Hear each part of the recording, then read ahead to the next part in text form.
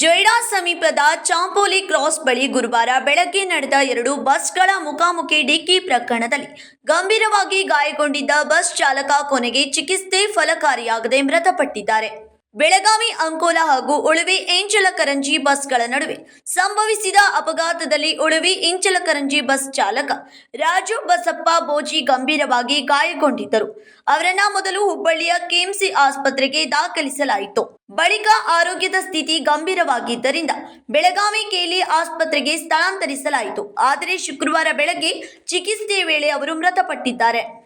ಬಸ್ನಲ್ಲಿ ಅಳವಡಿಸಲಾಗಿದ್ದ ಸಿಸಿಟಿವಿ ದೃಶ್ಯಾವಳಿಗಳ ಪ್ರಕಾರ ದ್ವಿಚಕ್ರ ವಾಹನ ಸವಾರನನ್ನ ತಪ್ಪಿಸಲು ಯತ್ನಿಸುವ ವೇಳೆ ಈ ಅಪಘಾತ ಸಂಭವಿಸಿರುವುದು ಪ್ರಾಥಮಿಕ ತನಿಖೆಯಲ್ಲಿ ತಿಳಿದು ಬಂದಿದೆ.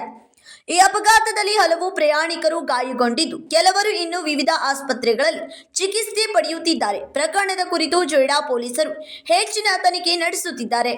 Nikhila ಸುಕರ್, KMM Kannada news, Ramanagara.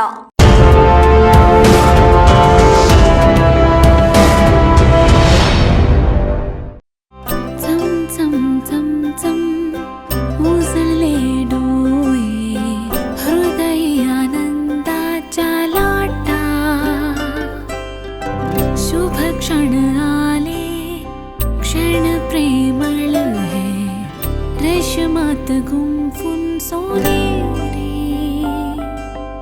BS Channabasappa and Sons, The Textile Mall, Tilakvadi, Belagavi.